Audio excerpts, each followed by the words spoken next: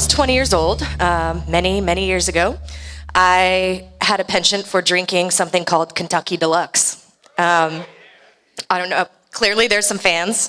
Perhaps you're familiar with the packaging of Kentucky Deluxe. My personal favorite, was the carry pack, which is essentially a plastic Listerine bottle full of caramel-colored grain alcohol, which was sold in stores for $5.99, which was obviously the selling point because it tasted awful and did terrible things to your body. So the night in question, I had my carry pack. I was over at my friend Ronnie's house. We're hanging out. We're listening to metal. It's awesome. And then I go home, and I take my carry pack with me because it's a carry pack. You carry it with you. And that's like the whole point. And I put it in the glove compartment of my car. It's what glove compartments are for, right? Not gloves, it's for your whiskey. And I'm driving home, and I, to this day, don't know if I just convinced myself that there was a dog in the road to make myself feel better about what was about to happen. Pretty sure there wasn't a dog, but I kind of curb-checked a little bit, I'm guessing. Dog in the road, I'm trying to avoid one of God's precious creatures, is the story we're going with. At the time I was driving a 1966 Plymouth Valiant. So if you know old American cars, you don't take a hard right in one of those. It's more like a real slow, easy arc. But I thought I was taking a hard right. So this slow, easy arc goes over a stop sign, through someone's yard, over a 6-foot hedge, and then out the other side, like, you know, a miracle. So on the other side of this hedge, I decide the best thing to do is to drive a few blocks and park the car in front of someone's house, and then just kind of figure it out later. 20 years old, that's the limit of my creative abilities at that time.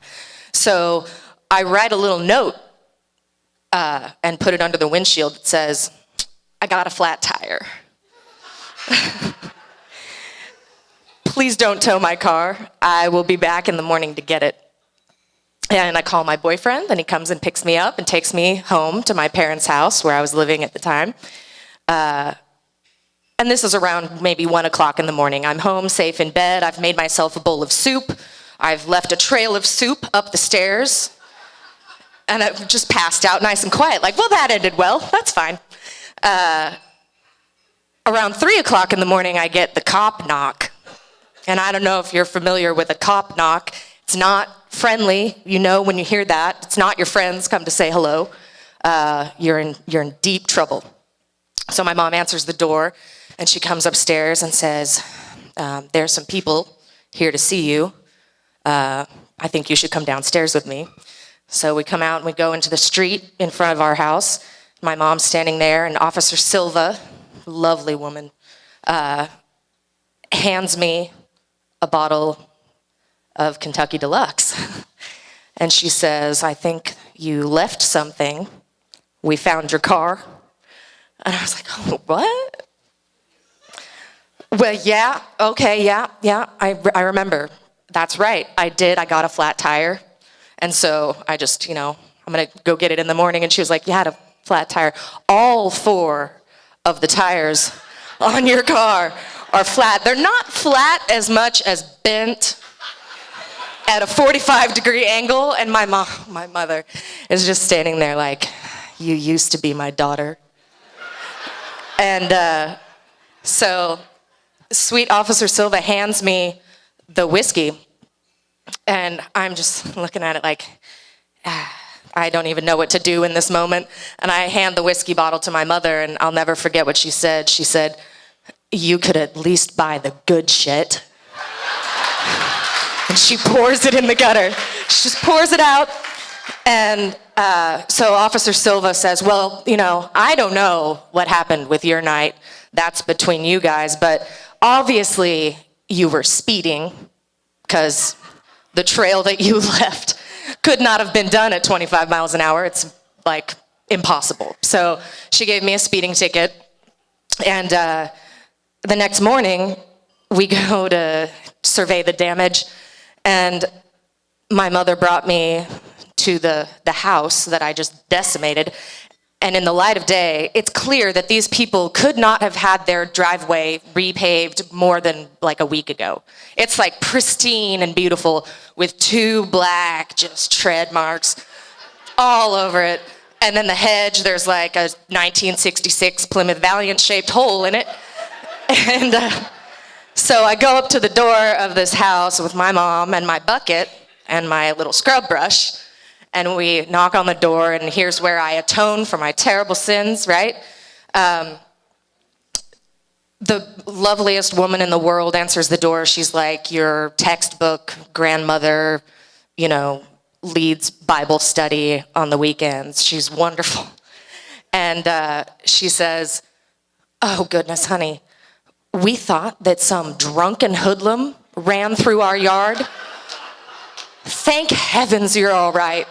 You sweet thing. Don't worry about the driveway." And I can feel like the waves of rage coming off my mom standing there. There's nothing she can do. She can't say, "Excuse me, lady. No, my daughter is the spawn of Satan, and she should be punished." No, that would be rude. So I thanked the woman. I said, "Yeah, it's just a really good thing that the Lord was watching out for me in my time of need, and I'm safe, you're safe, everyone's great. Hedge will grow back. Have a lovely day." And we go to pick up my car, which is just, there's like branches sticking out of it. The note is still on it, didn't get towed. It's wonderful. Good news for me. And so I guess that's a lot of crime and very little punishment. The lessons that I learned, I think, are that Officer Silva may be kind of into me, because that was extremely lenient. I don't know why to this day I would possibly have gotten away with that. And Bartlesville city stop signs cost $58. In case anyone was wondering, I bought one. It's mine. Forever. I have a picture of it to remind myself of what I've done. And just a lot of privilege. All right. Thank you very much.